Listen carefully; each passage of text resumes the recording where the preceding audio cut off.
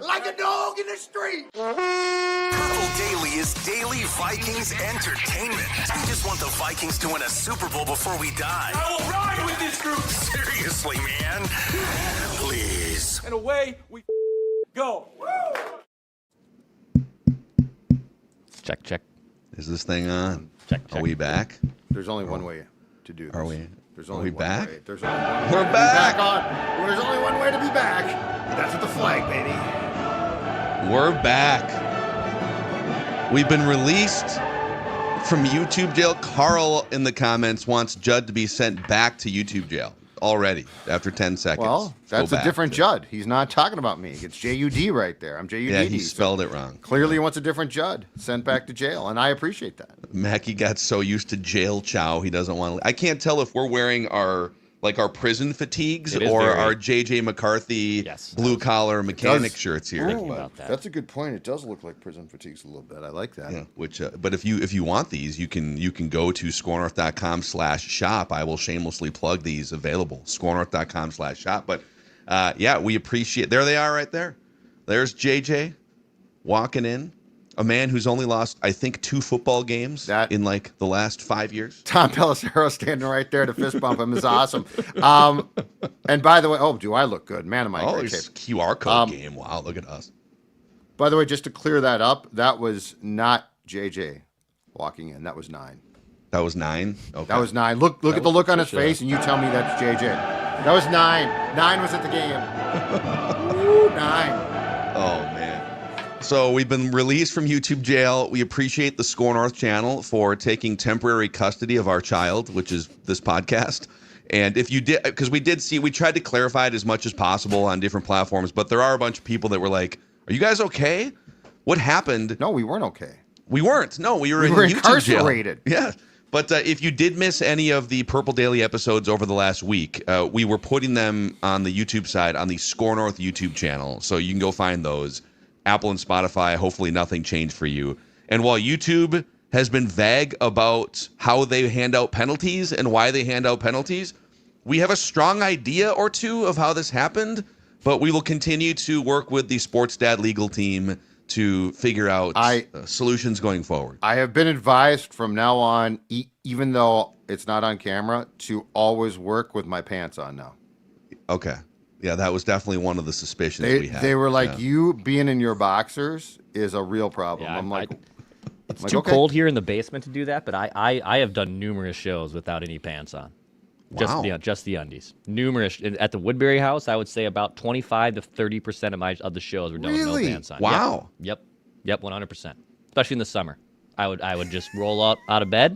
I put a shirt on, like Winnie the Pooh though. I would just be sitting there, ready to rock. Just sitting there with your poker face. Yep. I wonder if the audience knows that I'm not wearing pants right now while I sling these takes left and right.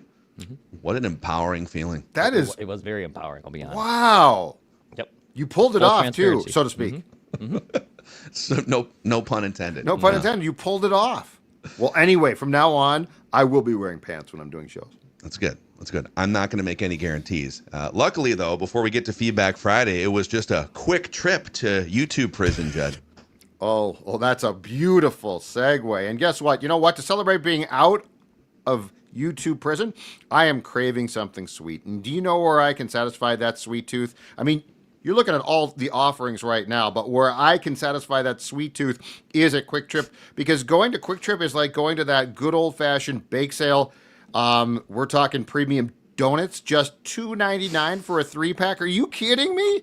$2.99 for a 3-pack. Choose from Kwik Trip's fluffy Long Johns, classic Bismarcks, or ring donuts as well. So delicious that it's like you're back at that bake sale. Fantastic. And of course, Kwik Trip, you're looking at it right there. I mean, we're talking about a grocery store, but it's really a convenience store. It's all about your convenience. Put the Kwik Trip app on your phone, and then you get back to Sports Dad and tell me that you're not having a great time in this game we call life. Oh, my God. God, do I look AJ. good. There he is. God, AJ has really, he's really captured the essence of Sports Dad looking fantastic. He's out of prison. I even have the Like the normal amount of chest hair there. Yeah, that's good. The normal. Well, The normal. Do you feel like you have in real life an abnormal amount of chest Oh, hair? well, I mean, compared to that? it's excessive in real life. It's excessive. So that's what I'll say. But like that's groomed well. I'm just saying it's groomed well. So one guy works without pants, and one guy has too much hair. One guy Fortunately, has- you will yeah. never have to worry about seeing my chest hair. So that's never going to be a problem on the show. Wow, I could see if the Vikings win a Super Bowl, shirtless Judd waving a flag would be I about don't think the only anybody thing. needs to see that. Yeah, it's probably a fair point. So, all right, let's get to some of the feedback here, and then we'll get to a snake draft. We're back on the Purple Daily YouTube channel. Click that subscribe button, that like button. Wyatt Holtzclaw says, no sarcasm, 100% serious. We need more dog in the street sounders per episode. It makes me happy Like a dog in the street. This annoys the hell out of Jeremiah Searles, by the way, because he's not ready to be crowning JJ McCarthy. Yeah. So Like a dog in the street.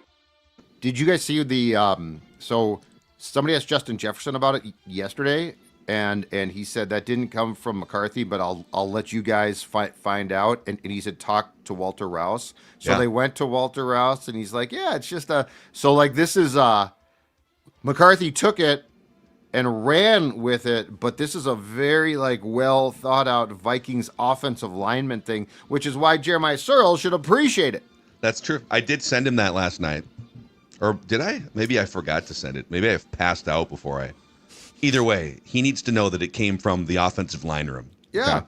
And it sounds That's all like great an things offensive, do. And it does sound like an offensive line thing, right? Like it sounds very much like an offensive line thing. Now, if I were to hit below the belt, I would say maybe when Walter Rouse is out there playing, he needs to play a little bit more like a dog in the street, but so less like a dog on the freeway. But I hope no one Wow. at YouTube is a Walter Rouse fan. banned for another week. How We could dare be you looking at slander- we could be looking at another suspension. All right, let's talk about the it factor. Bob Benson emails in, feedback tab, Score North app, the it factor. And is this a hot take? He titles his email. And he laid this out almost like a poem or like two lines. I don't even know how you would, Haiku? almost like a haiku. Is Yeah. that a haiku?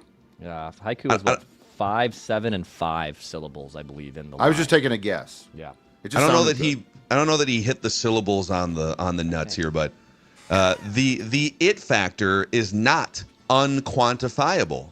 It is binary. Either you have it or you don't. Sure, it has that certain je ne sais quoi, but the it factor is easily measured with the eye test. As Judd said, you know it when you see it. And JJ McCarthy has it in spades. I'm going to go on a limb here and say that McCarthy is the exact quarterback that Kevin O'Connell needs. Not aw shucks Kirky boy, or the guy next door Sam Darnold, or even, dare I say, the presumed favored quarterback of the 2024 draft. So is this a hot take? The ceiling for the Vikings is higher with JJ McCarthy than with Drake May.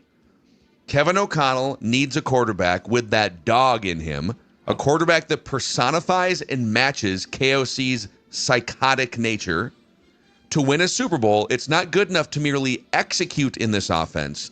It will take a unique type of energy to elevate the team, and that is what McCarthy brings to the table. I hope the Purple Daily faithful didn't break their ankles jumping off the bandwagon. JJ McCarthy is going to be a lot of fun to watch for years to come. As the kids say, he is him. Oh, Skull on, Bob. That's so okay. I have one question off of that entire thing. Do we know that Drake is? So is he saying Drake May doesn't have it? Like he sort of takes a shot at Drake May, and I'm not quite sure why. Well, maybe it's more like, like for example, Mahomes and Josh Allen, right? That's a great rivalry. No one is saying that Josh Allen doesn't have it. Obviously, Mahomes has won the Super Bowls and has won the big games in the playoffs. So I think both can exist. Drake May and JJ McCarthy can both exist in the it factor. Yeah.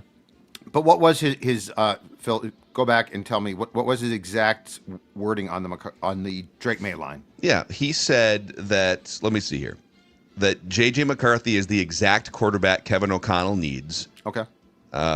more so than the presumed favored quarterback of the 2024 draft, which he lumps into a paragraph with Kirk and Sam Darnold.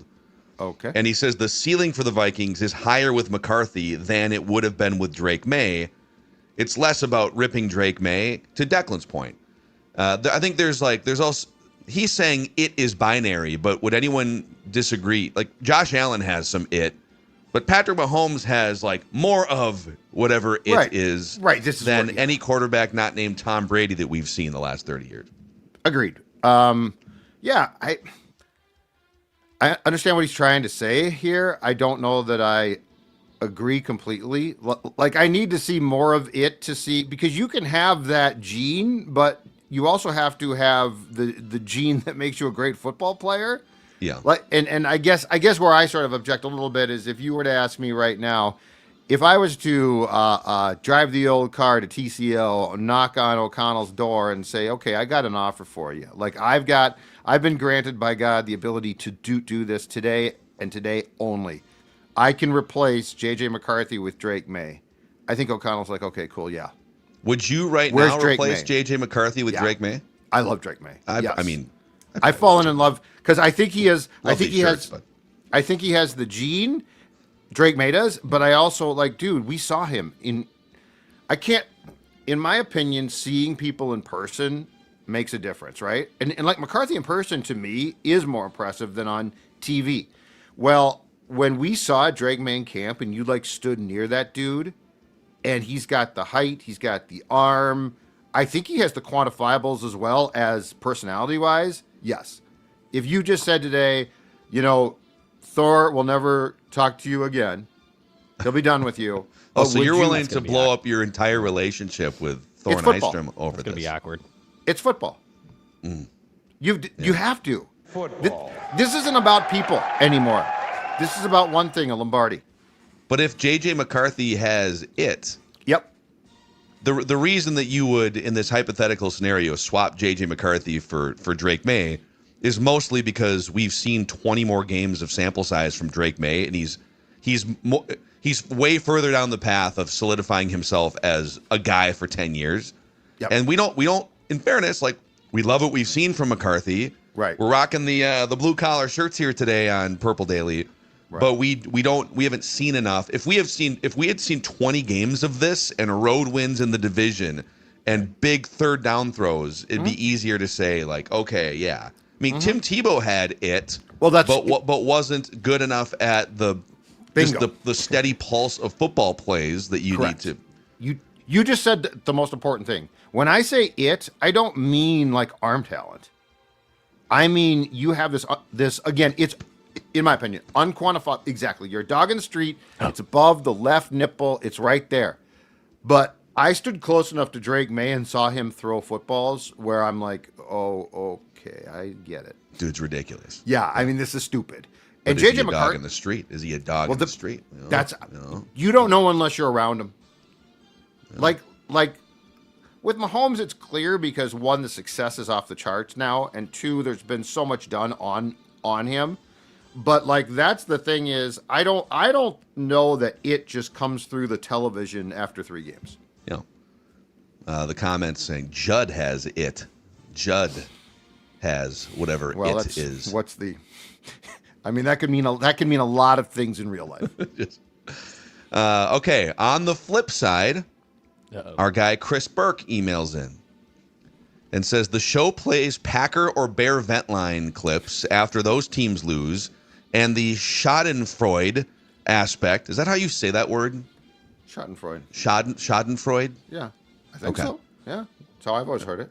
The Schadenfreude aspect is always fun. However, if 31 other teams listened to the McCarthy takes flying on this show, they'd be dying of laughter on that end too.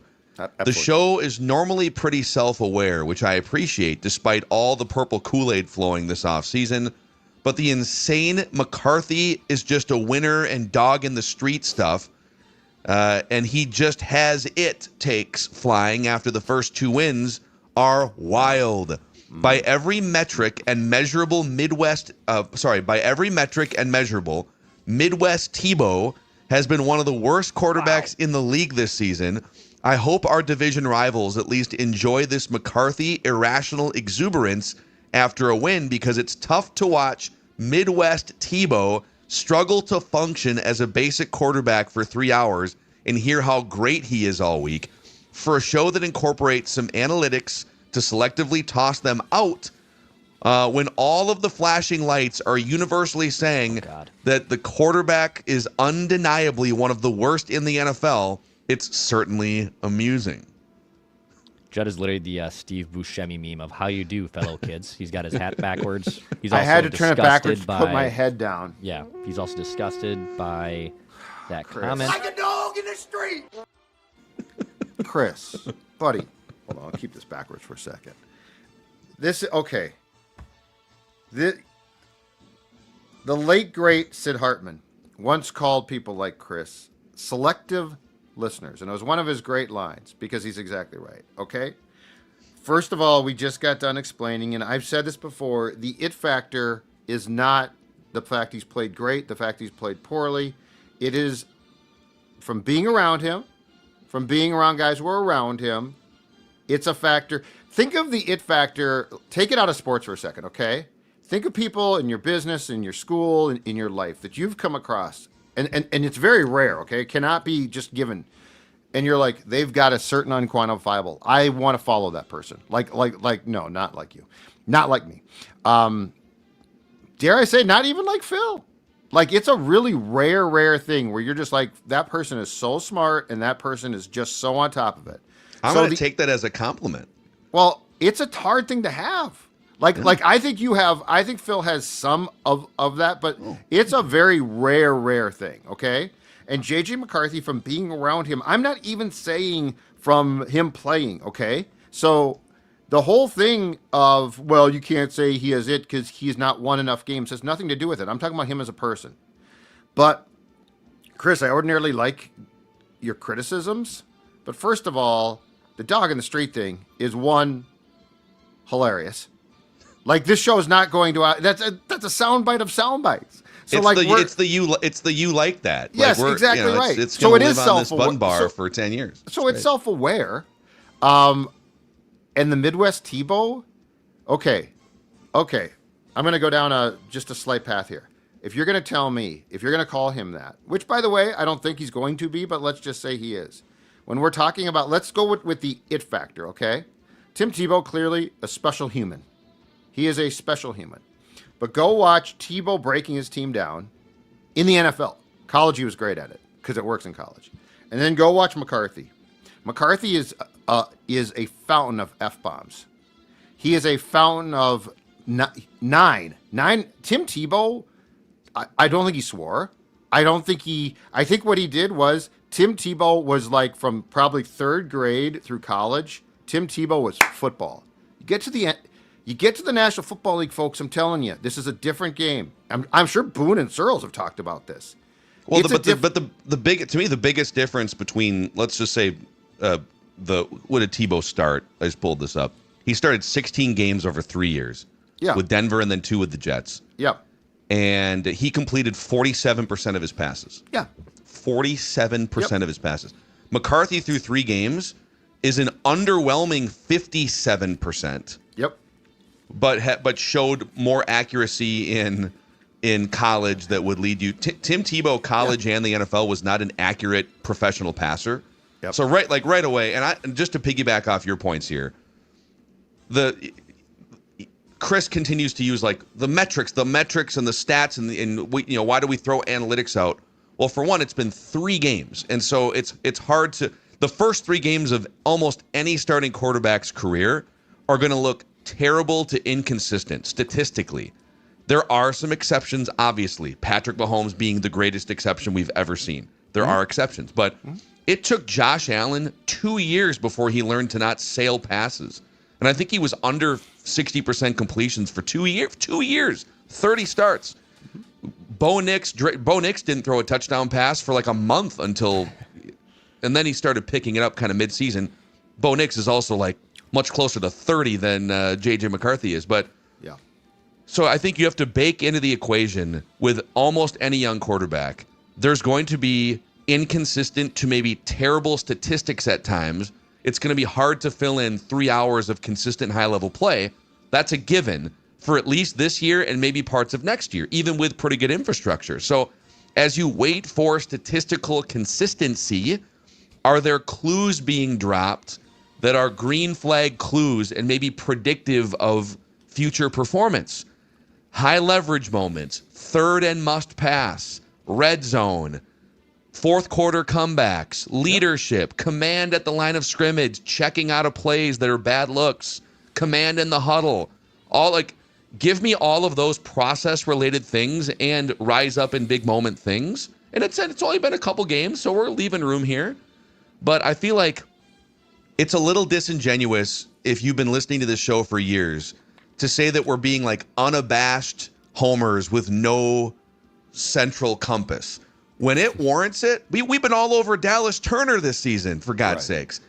I mean, we spent years ripping the starting quarterback, Kirk Cousins, because he was a veteran in his prime, highly paid guy with an expectation.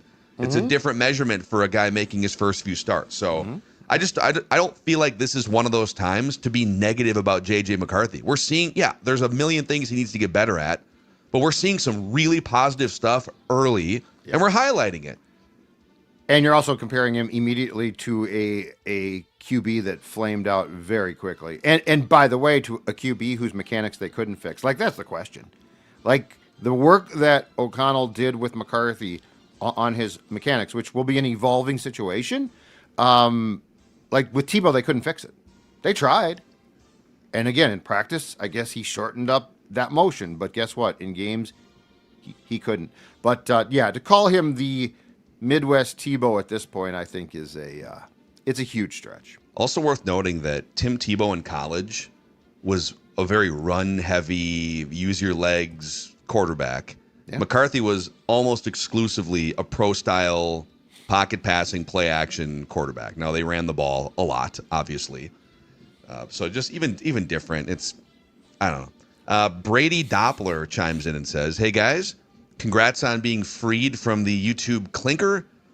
I think you all have been fair on the McCarthy front, but I think the Purple Daily crew should take the new lease on life from your release from YouTube, YouTube-a-Traz, I like it. And go even heavier against the anti-JJ McCarthy folks coming off the Detroit game.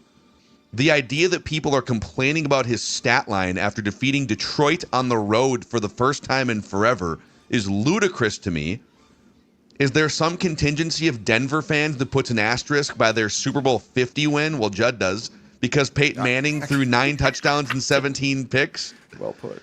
McCarthy has things to develop and refine, 100%, but the folks whining about his stat line after that game, acting as if he's a bust, need to drink a nice tall glass of shut the hell up. This kid has started 3 games. Let this process play out for the love of all that is sacred in the world. Love listening to you guys every day and look forward to the game against the Ravens this weekend. Skol, Brady. There you go. I think that's fair. I mean, here's the fine line that we're all going to walk is we're not going to like allow it to play out without commenting on each and every game and snap the guy takes because he's a quarterback. But yes, I do think that there has to be, and that's why the most important thing now with 9 games left is he just plays all 9 games. I just keep coming back to you have to go into training camp with an idea of who he is as a quarterback. Forget everything else. And that, playoff berth or no, that to me now, that is the priority, Dex. Yeah, I think it was the 2 big clips I saw over the last few days are Colin Cowherd comparing him to the UPS driver and the company being UPS as the Minnesota Vikings team, which, by the way, I will, as much as he has been hard on McCarthy, brilliant analogy. It was brilliant. I love it. It's a good analogy. It's a good analogy. I did love it. And then the other one that I thought was honestly kind of disappointing was on Yahoo with Nate Tyson, Charles McDonald. And that's the one that really circulated of, I'm going to assume here, I don't think they watched a second of that game and just saw the stat line. Maybe they popped in here and there, but like their rhetoric on that was like, I don't think you guys saw any context of the full game and the scope of that. So he's just going to be under the microscope. That's what quarterback discourse is. I think we've talked when we've ranked quarterbacks, which like we've done that in the summer, it's like one of the most divisive and fun conversations in the world, because after the first 2 to 3, it just opens up a floodgate of takes. Same thing with Steven Ruiz at the Ringer, right? Just ranking quarterbacks, and we're all getting pissed off. So yes, there's always going to be some animosity towards those two things, but yeah, just let the kid play. Let the kid play, and then let's see where this team Let's see what this team looks like by the end of the season. Where does Steven Ruiz have him ranked right now? Let me pull up the Ringer quarterback rankings. Probably do they rank that far down? Yeah, he goes to like 30, 32, right? He goes to 34. Oh, okay. 31st. Hey. And he's up from 33rd in week 4, week 5. Yeah, people complaining of the OCDers in the comments complaining of the Declan's shirt buttons are off. That's not surprising. Number one, I threw this on last Where's second. Kelsey when you need her? And also, my wife did not dress. She dresses Sonny because he can't dress himself It's her yet, job and right she now, has to dress her husband, who is incapable of using buttons. So, Buttons correctly. yeah. Boy, the Steven Ruiz right up here. They classified JJ McCarthy as a one-dimensional thrower with little experience and a lot to improve. We haven't learned much about him. That's true. There were some bright moments in the 2 wins on the road in the NFC North. McCarthy looks comfortable making perimeter throws on a line. But outside of that, it's been a struggle for the second-year pro in his first full season. Many of the pre-draft concerns about McCarthy's skill set have shown up early on in his career. He doesn't throw the ball as much as he whips it across the field. His throwing motion reminds me of a shortstop's, and he doesn't lose any velocity when throwing on the run or if his feet aren't in the perfect position. Everything is on a line, which helps him when piercing a tight window, but can cause accuracy issues when the situation calls for a layered throw. Yeah, there's some. That's what we talked about in training camp. Some truth in there. All things we talked about in training camp. Yeah, Absolutely. How fixable are they over a couple years? It's like, yeah, he's got some stuff to work on mechanically. We'll see if he can. I mean, it helps to practice more and be healthy. Well, and but I disagree with that assessment in the sense the perimeter throws. The problem with those previously going back to his college is watch his footwork. So he's got a strong enough arm to throw without being planted, but if he throws without being planted, it has differing results, and some of them are the throws aren't spot on, and they don't have the velocity is actually off on some of them, and those get picked off. So yeah, like everything he said is exactly like what he did was he looked at what we talked about and just parroted them. So he's just stealing from us. Frank, first of all, bravo on the handle here. Frank Duke's #1. Great 80s action movie callback there. Wow, the youngest quarterback in the league needs some time to grow. I'm stunned. Who could have seen that coming? Yeah. Well, he's got to do it, though, like this week, or else it's done. Yeah, it's over. Probably have to start looking at other options. Before we get to more of this feedback here, a shout-out to Standard Heating and Air Conditioning, old Dex. That's right. Yeah, $20 off right now. You can get your a furnace little tune-up here, as winter is certainly coming. I think the lows in the 20s here in the Twin Cities this weekend. So it's going to be cool. It's going to be cold. Don't wait.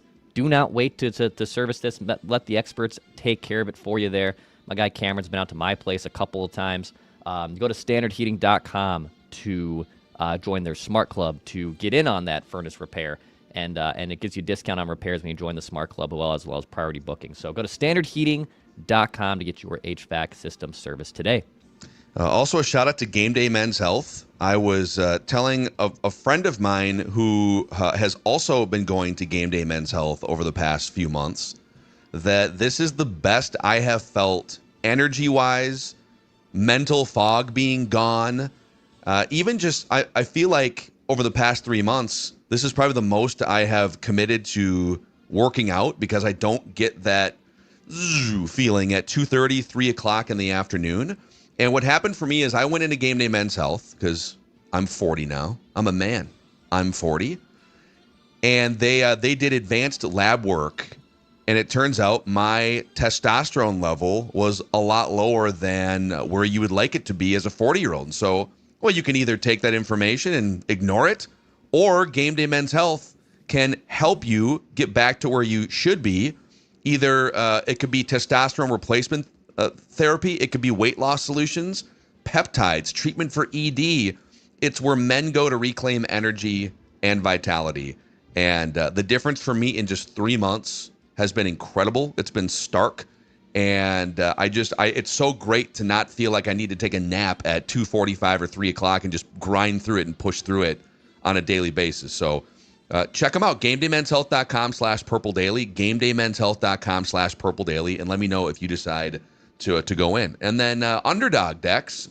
Fun little football weekend coming up. Ton of big games on the slate this weekend. Oh, yeah. Yeah, if you have notifications on your Underdog app like I do, you get alerted about tokens, about boosts that can help you out at Underdog right now, which is always super fun. Go download it. Sign up with promo code SCORE. When you play your first $5, $100 in bonus entries, too. So a nice little boost there from our friends at Underdog, riding higher or lower on passing touchdowns. There's no it factor thing to select right now on JJ McCarthy, but go ahead. Passing touchdowns, go higher on 1.5 or half, whatever the line is for this week. And send me your screenshots of your wins. Go to Underdog and sign up with promo code SCORE.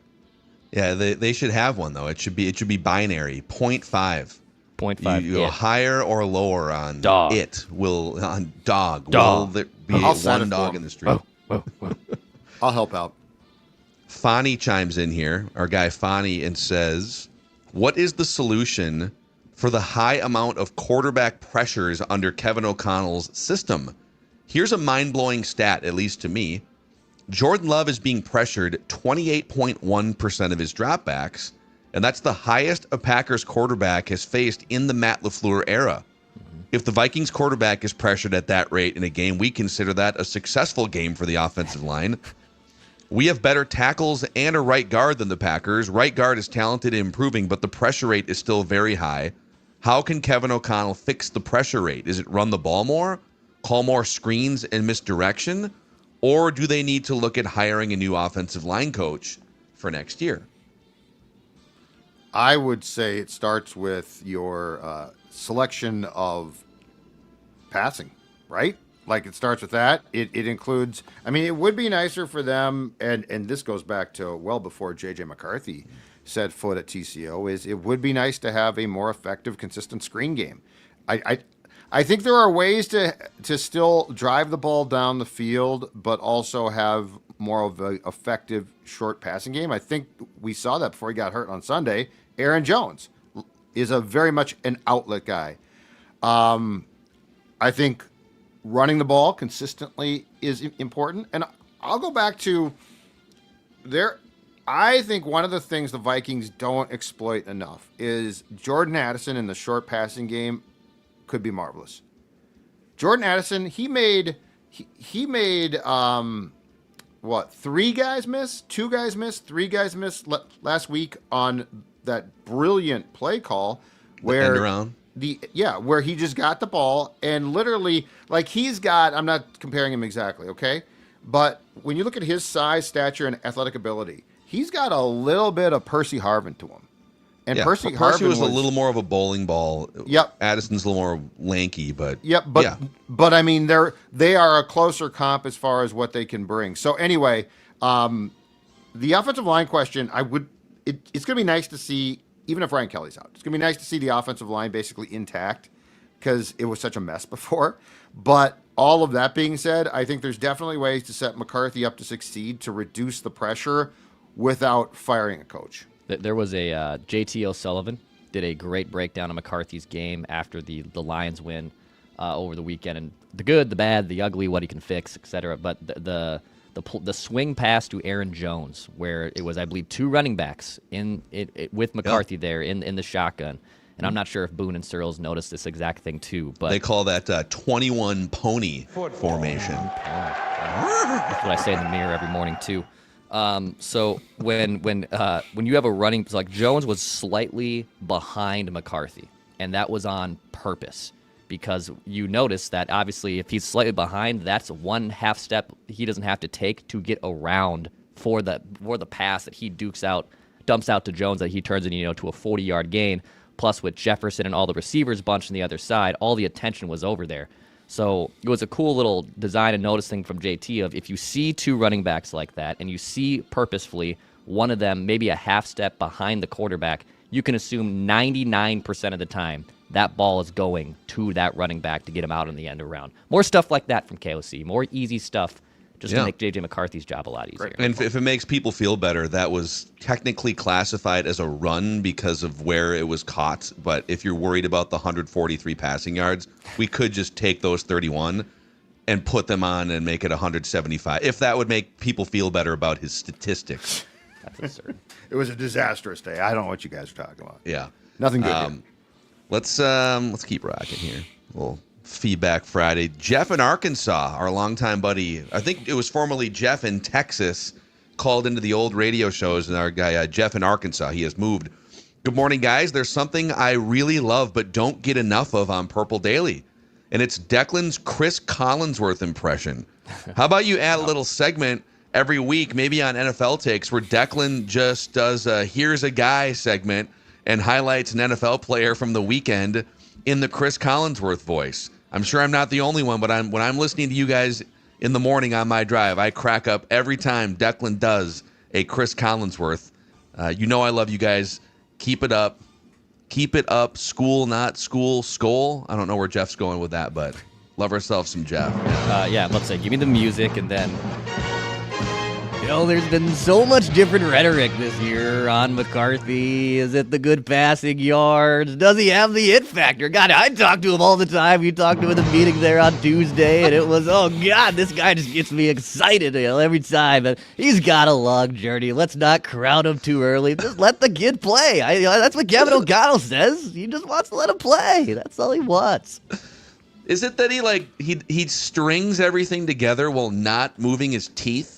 Is that it's just, just kind of noises coming out, just kind of gluing the words together with sounds. I think Declan's voice range is very similar too, though. Like so it sounds like it because he's got that special. It's the combination of how he talks with the voice, his voice range, because that's really solid. Oh man, he's gonna. I think Aaron Rodgers is on because it's Eagles it's Steelers. The Steelers are on Sunday Night Football, aren't they? It's Steelers and somebody. Are they? But man, that's again. That's ugly. I think they are. Second time in 3 weeks if they are, right? Weren't they just on against the Packers 2 weeks ago with those horrendous uniforms? Steelers, Chargers. And that is the Sunday night game. Yeah. Oh, we're gonna get Chris Collinsworth, Justin Herbert, Aaron Rodgers. That's right. A couple of California guys. John Anderson, good morning. I wanted to ask you a question. Would you guys revisit our schedule after the Detroit win? This game coming up against Baltimore will be huge, and if we can win that one, I think we'll be in a good position to possibly make the playoffs. In order to have a chance, though, I think we need to finish the season 11-5. Whoa, dude. Whoa, John. Hold on. Well, I mean, that would give them one loss the rest of the season. Extremely aggressive, Johnny. Wow, Johnny. He says, if we play as good as we're capable of, I see possibly one more loss, and that's against Seattle in Seattle. Whoa. But if Brian Flores knows how to fluster and frustrate Sam Darnold, the Giants, Dallas, Washington are all winnable games. And then it's up to taking care of then it's just up to, the Packers and the Lions who are also fighting at the end of the season. Your two games immediately after Sunday are the Bears here and the Packers at Lambeau. Yeah. Let's get past those games before we assume anything. If you do beat Baltimore and get to 5-4, you're back. You're definitely back in the hunt, 100%. In that mix, no question. But yeah, Chicago, this is the best Chicago offense in terms of yardage in 50 years. So there's a transformation there. Green Bay is still tough, even though they have a brain fart about once a month. At Seattle is probably the toughest game left on your schedule. And then, Detroit, you think Detroit's going to come in here wanting to get swept by you this season? Correct. There's a lot of meat on the bone on this schedule. But yeah, that Washington game without Jaden Daniels at home, much more winnable. But the two games coming up after the Ravens, the Bears and Packers, the one thing the Vikings have going for them as we sit here today doing this show is the division record. Yeah, so that's absolutely huge. Because if you could continue to just win in your division, you're setting yourself up well. But yeah, I love the optimism. Got to slow the roll. Yeah. All right, John, we appreciate the spirit and the positivity of that email, but 11-5 would be, listen, if they go 11-5, we will personally apologize to you, John, on this podcast for dismissing the suggestion. Cody Anderson says, the fact that Sauce Gardner was available for 2 first-round picks and the Vikings didn't beat that offer and make the trade is a disgrace. Wow. It would have solved that cornerback room for the next 7 years. I don't care about the money. With a talent like that, you've got to make it work. Even if it means saying goodbye to other players, the cornerback room is a mess this year. Even Byron Murphy has not looked that good. Love the show, and thanks for all you guys do to entertain us. So 2 first-round picks, and Cody used the word a disgrace that they didn't give up. Yeah, sorry, I can't go there. What's Saucy's age now? He's 26, man. He's pretty young still, man. Age now, okay. Because 25. 25. Okay. Oh, that's great. Disgrace is way before the season started. He's right then. It was a disgrace. I thought he was 30. No. I mean, if he had been 24, I'd quit the show. Okay. Sauce Gardner a year ago. I was actually excited about this a year ago when a lot of people out there, a lot of you folks out there thought Phil, Judd, and Declan are crazy. How the Jets ain't trading Sauce. And we actually, I think it was Dex put the clip out there, and who responded? Sauce. None other than Sauce Gardner. Yeah. And we weren't crazy. We were right about that. But that being said, so is he saying he'd give up 3 first-round picks, 2 first-round picks? Let's say it was that you also could have had him for 2 first-round picks and then a little something else. I'm not trading 2 first-round picks. 3 is ridiculous. I'm not trading 2 first-round picks. No, the argument back would be, well, the guy that uses those picks has been terrible at using those picks. Okay, then we have a bigger conversation. If that's what you came back with, then I would say we need to have a conversation about the process and who is making the picks, period. Yeah. Which, that is going to be a conversation. It is going to be. On this show and probably behind closed doors over at the Vikings facility. Right. Don't the Jets, too, over the next 2 drafts have 5 first-round picks? It's something insane. They have a ton. And a bunch of seconds. Yeah. But it is the Jets, and I have zero faith that they're going to come out of this in a good spot, even with all that ammo. Don't you guys think, though, that, and where I think it's probably a smart trade by the Colts, I think in season when you make that type of trade, it's because you think that you can win a Super Bowl that season. I don't think you make that trade. And the Colts feel that way. Right. And they should. I don't think they're right, but that's okay. But yes, they should. And a year ago, I think with the Vikings, when we discussed this, we felt that way. Yep. We were wrong, ultimately.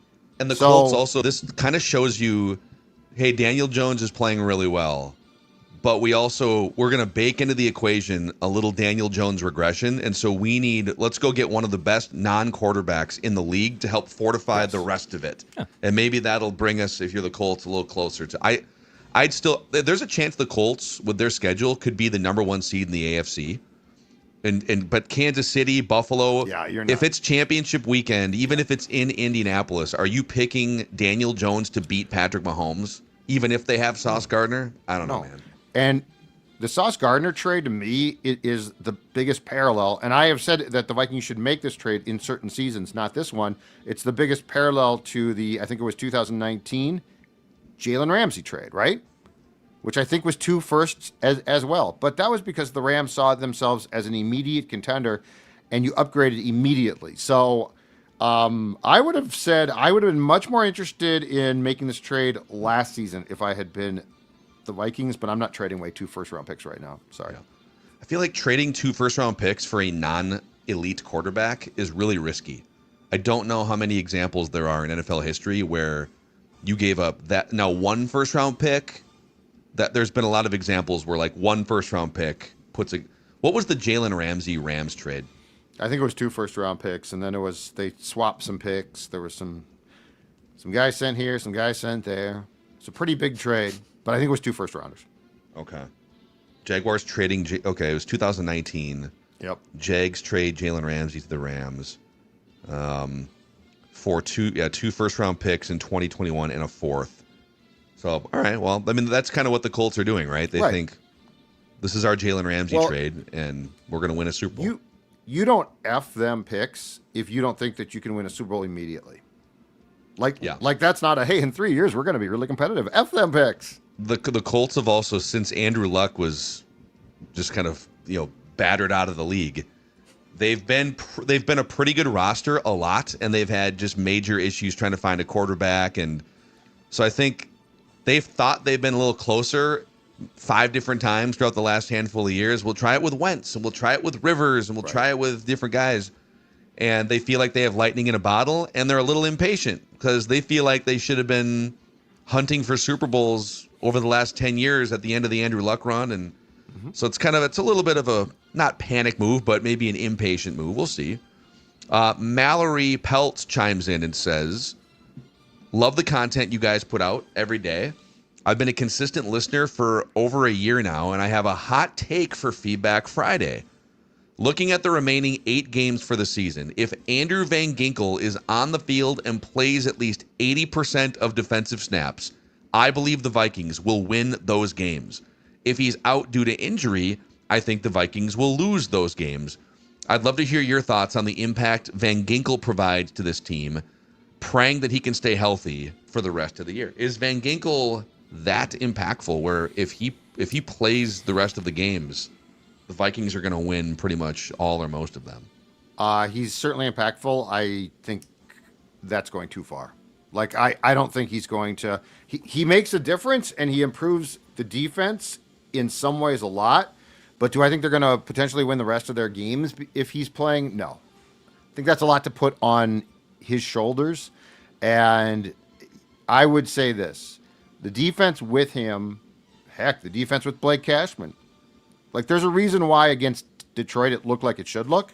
But I don't know that's going to get you, 8 weeks, 9 weeks of victories. It's a lot. I'll tell you. So Van Ginkel was on the 2021 Dolphins team under Brian Flores that had one of the best defensive performances against Lamar Jackson of, I don't know, probably his career. The Ravens had 3 points going into the fourth quarter. The Dolphins sent exotic look after exotic look, essentially cover 0, 8-man fronts, a lot of safety blitzes in that game. And now Lamar Jackson, much better at deciphering blitzes now and picking them apart than 4 or 5 years ago. But in that game against Baltimore for the Dolphins, Van Ginkel dropped back into coverage the highest percentage of snaps of his entire season that year. They dropped, and he was kind of a hybrid edge rusher, but they played him basically as an off-ball linebacker in that game while they ran safety blitzes at Lamar Jackson. So he dropped back into coverage 19 times in that game. So you wonder, like, that's kind of what they did last week against the Lions is Grenard and Van Ginkel drop back into coverage. They use those guys as decoys, like more than half the pass rush snaps, and allowed the off-ball linebackers, Cashman and Eric Wilson most notably, to sort of tee off up the A-gap. So I'm really curious to see not only how Flores deploys Van Ginkel, but also how can Van Ginkel and Flores share that experience successfully against Baltimore 4 years ago? Does any of it still apply in 2025? Right. And what's the game plan for this Sunday? And the Ravens are going to know, like, I'm sure that they've spent a ton of time on that Dolphins game this week. So are you going to give them a changeup? Are they going to think they're going to see this safety blitzes coming and things like that, and you're going to give them something different? I have a prediction. I should have made this on Wednesday, but we hadn't kind of gone deep enough. Okay. I think you're going to see the lowest blitz rate of the season for the Vikings in this game. I think they're going to show a lot, but I think the strategy is going to be because Lamar Jackson has the best passer rating against the blitz of any quarterback in the league right now. So unless you think that your blitzes can fluster him right like other ones haven't, right, or get home more often, do you show blitz for 3 hours in different ways and just find creative ways to bail back in and disguise coverages? That would be my guess right now, is you don't blitz Lamar Jackson very often. Oh, it's a true rope-a-dope then, is what you're talking about. I'm just saying. So, anyway. We'll see. Barney, you okay? I'm about to say, what the hell He started was that? He's got this guttural cough. It's very, very weird. it sounds like he's choking, but like he's not. But he's like, it comes from his like diaphragm. And I ordinarily He's pick like him up choking and on something? No. I thought he was for a long time, but he's not. But it's like a cough. And so I pick him up, a little guy, and I just hit him on the back a couple times. Takes care of it. And nothing comes out? It just... No. just I don't know what it is. It's some type of glitch. It's a Barney glitch. I guess we'll compare Judd's baby to mine. I can tell when Sonny really needs to burp. It's now to like, even though he can't say anything, like you pick up on the cues. Is this a hunger cry? Is this an uncomfortable cry or sound? And then there's also, is this the hiccup sound? And like or a burp sound. Like, I know you got to burp, buddy. I know you got to burp. Get it out. I want to see Declan on camera burping Sonny while Judd burps Barney the dog. That's what I want to see. The only problem with the human is I'm guessing that sometimes stuff flies out. Oh, yeah, all the time. Yeah, see, I don't want to see that. Like with Barney, it never flies out here. And I just saw a note that said, get him to the vet. Just to be very clear, he's been to the vet a few times. So okay, so the vet knows about dry his cough. I told him to quit smoking, but he won't. So Guaranteed I don't know what else to do. Anytime you go to the vet, guaranteed $200 out of your pocket. Could be nothing wrong with them. Guaranteed. Right. Triple digits out of it. Every time. Every time. Because they're running a business, it's tough. They're looking power out through it. This is a football house. We don't screw around here. He's got to power through it. That's right. He's Barney's a scat back. We need that nine persona for Barney. All right, Judd. There's one more before we get to our snake draft of the week here. Chase Roberts chimes in and says, hey, guys, hope this message finds you, although I doubt it will because I've sent in many messages before and you guys have never read any of them. Yeah, that's Phil. Sensitive. Editing you out. Whole line committee fine. Okay, Chase continues and says, I was just watching the episode of Purple Daily where Jeremiah joined, and Judd said that your priority as a football player, you guys were talking about faith, family, football. Faith, family, football. And Judd said, no. It should not be faith, family, football. It should be football, faith, family, or football, family, faith. But the football should be the number one priority in that equation, right? Uh-huh. And Chase said, I've never been more disgusted by a comment on this show. At first, I actually thought Chase was kidding, but as I read, I think Chase is legitimately furious with Judd here, okay? We're going to assume How serious. Dare you disrespect JJ McCarthy and his faith? I'm willing to bet that he gives all the credit for the reason he got here to his faith. Without faith, I have nothing, and I know that for a fact. I almost lost everything and then put my faith in, and he kind of continues, get a grip on reality, Judd. Yes, I love my Vikings, and I've been a loyal fan for many years. However, my life, and I'm guessing JJ's life, will be faith, family, and then football. Chase, I'm sorry. Judd. Let me clean this up. Let me clear this up for you, Chase. I'm talking about if you are a professional football player. So, yeah, I don't expect he you is to too. put... He disagrees. I don't expect you to put football first. I'm going to tell you right now.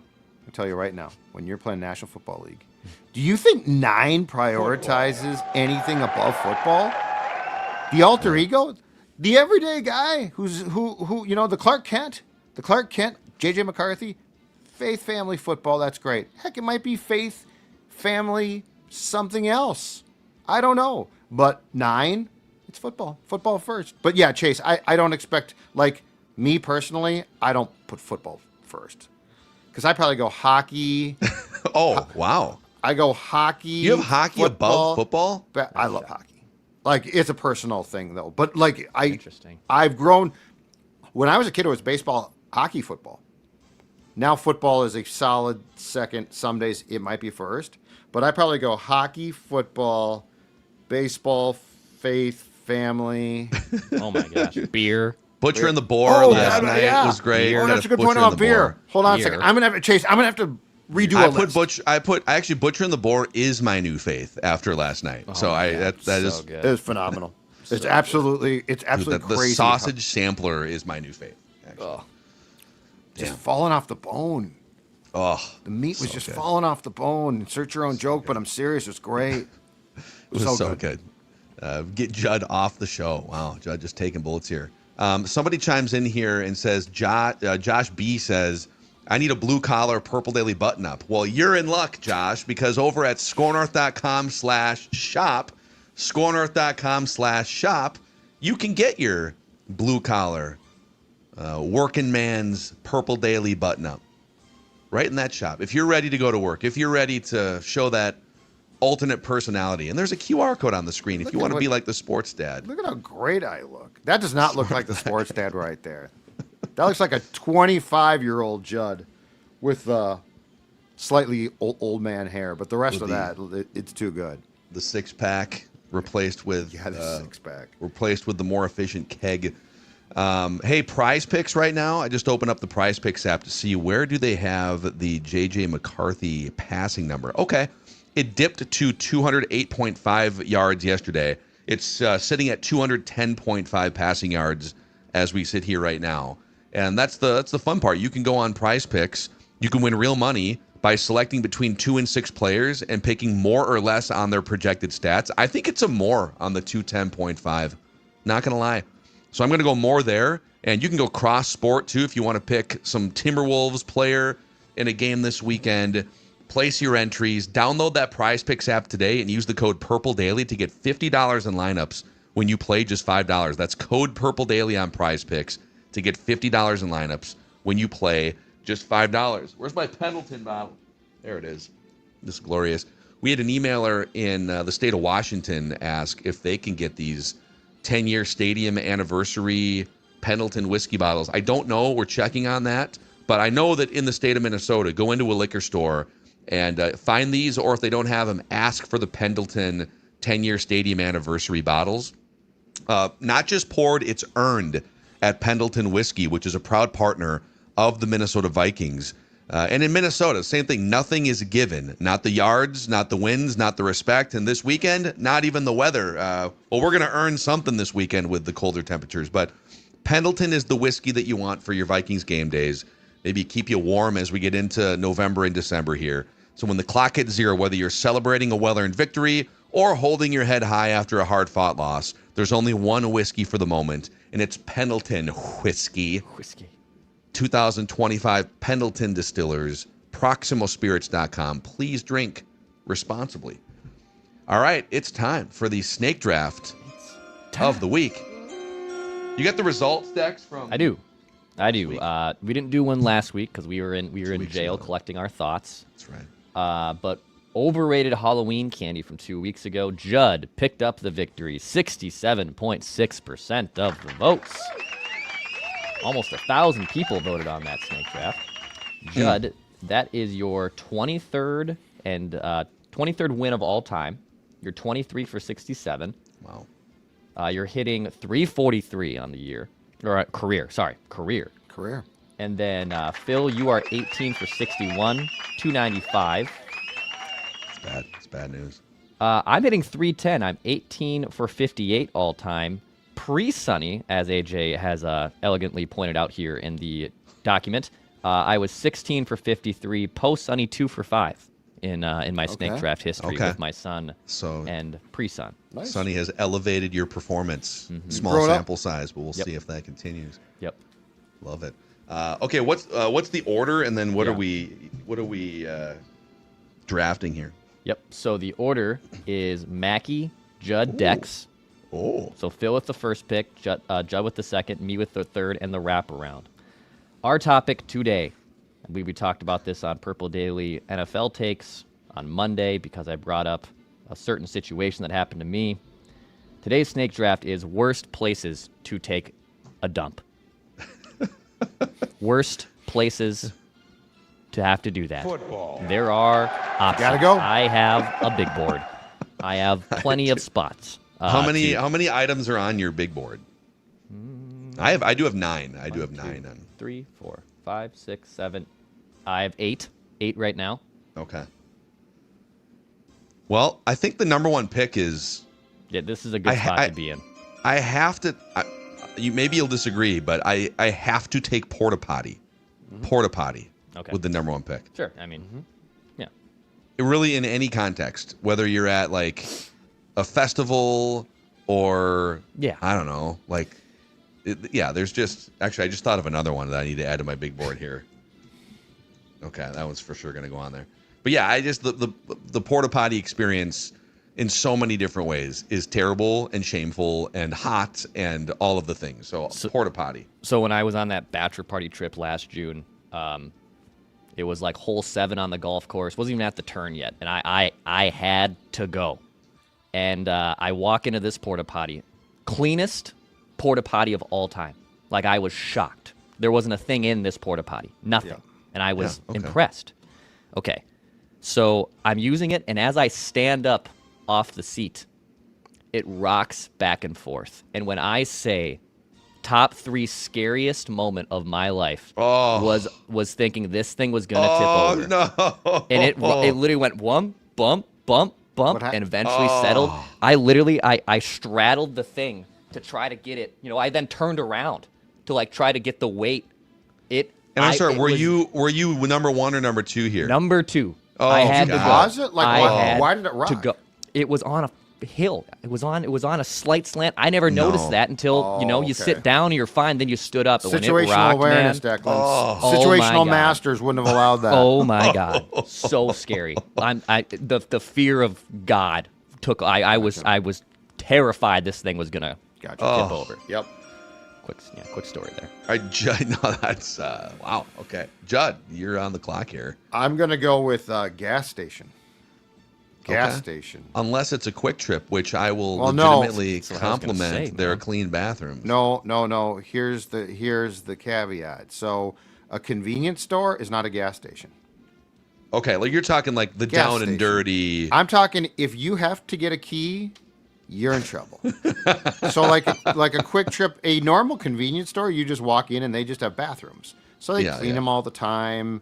They're a normal. It would be a convenience store is almost like a business office. That's a totally different thing. No, I'm talking about if you stop at like a small town gas station. Yeah. That's different. So yeah, not a convenience store, just to be clear. The problem there is too, it's twofold. One, it's the conditions of the bathroom are a potential problem, right? Just gross. The other thing is if you have to go request a key, the person will make note of how long it's been since you requested that key when you give it back. And now it's like, okay, well, that guy was in there for I don't even care about that. 15 minutes. What was I'm good with happening in that. there? And now there's some embarrassment happening. I was reading my phone probably. Yeah. Wow. I did have Dumpy gas station on my big board too. So good one. All right. Dex gets the back-to-backs here. Oh, all right. I'm pretty ecstatic about this. Give me the airplane with the first of my 2 selections. Yep.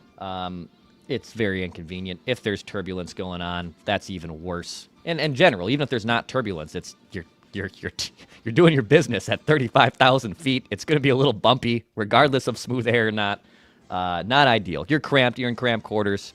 Yep. And same thing that Phil's talking about of like, there could be a line, and then you're the one holding up that line, and you just see the people waiting. Of that was me. Any scenario in the airport being the worst of these, where it's like a one-stall situation where there's no other option, and so people are waiting for you, that's anxiety, man. It's just, Well, but if you're doing number 2, the anxiety, I'm fine with that because it's like the worst is if you go into an airplane and there's a huge line, in my opinion, to pee, because that's where you can like freeze up. Anxiety. What? You get more. Wait, so if you're in the airplane bathroom, and there's a line outside the door, you've got more. You're more nervous for a number 1 than a number 2 while people wait for you. That might be the hottest take we have. The number ever 2, you don't delivered freeze on this up. show. Like it's like once you're doing it, you're fine. Like if you have to just pee though, and you're Stage a guy, fright kicks in. You because there's There's no one on around you. The door's closed. I know, but you're still back in the pocket, and the pressure could start at any time.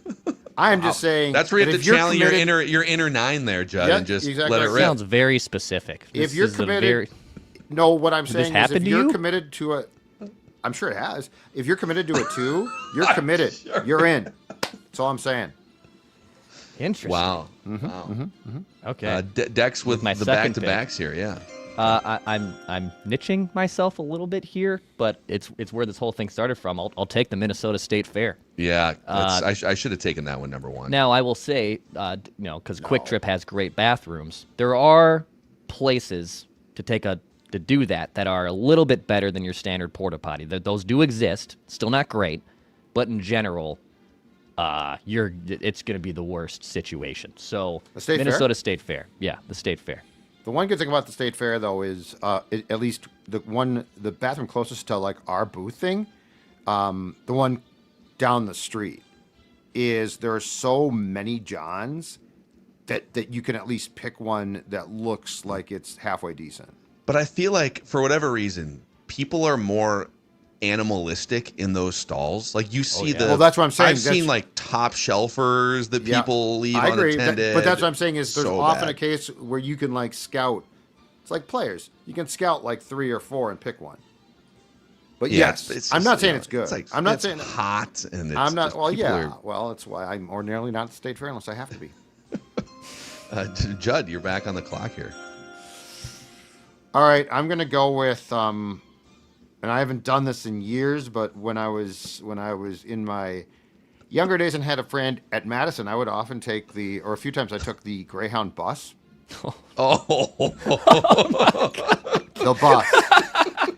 It's worse than an airplane. It is the definition of disgusting. well, how about like being on a bus without, like, at least you're on a Greyhound. Yeah, at least have the option. where there is a bathroom on the bus. I know, but that. What if bathroom you're is- like on a bus? This has happened to me back in the old digestive problem days. Like you're on like a school bus, and you gotta go. Well, that's That is panic city. But a bus is like, if you think an airplane is sort of bad, a bus is 10 times worse. It's one of the most disgusting things I've ever.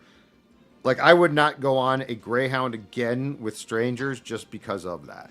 I can't wait for like a few months from now. Judd here for Greyhound buses. If you like to see the scenery out the window while you travel efficiently. This is 30 years ago. Maybe Greyhound has made some great advancements in their sewage system since then. Wow, this is a fire list so far. Okay, so I get the back-to-backs here, and I'm gonna go a little old school. You tell me if this is out of bounds, because technically this place doesn't exist anymore, but I'm just hearkening back to my childhood and my teenage years, and the fear that you would get and the anxiety of being at the Metrodome, the old Metrodome, Sporting event. and having to go number 2. Yep. But there are some Yeah. there are some venues that, okay, whatever, it's not that big of a deal. That place, Yeah. the men's bathrooms too. First of all, like there's troughs for the number 1, so it's just the whole thing. It's just so dirty and gross. I miss the troughs personally, but yeah. Did I? And the gaps in the when you walk in, you can basically like make eye contact with people who are shamefully going for it. Whoever invented the troughs and thought, you know what? Let's have humans literally like in just a line, just a row. It's a cattle call. And there's splatter. That's the thing. The worst is when you're wearing shorts, especially, and you feel this is not in relation to the number 2, but like I know where you're going. You know, and you feel someone else's splashing on your bare leg, and Yeah, but the stalls are unkept, and it was just a disaster. So, give me the Metrodome, the old school Metrodome. Let's do troughs. Troughs is a great. Hey Bob, let's do troughs. Oh, that's a great idea, Larry. We'll save money. We'll have elbow to elbow. They auctioned those off after the Metrodome was torn down, and you could get like a piece of trough for $300 or $400 on an auction site. Man, you could clean those for 12 months straight, and I would still feel uncomfortable with those within 50 yards of my house. I think I saw somebody turn one into a plant bed thing. Yeah, that sounds Yeah. right. So dirt in it, which actually makes the most sense. I still wouldn't. It's disgusting. I'm with you.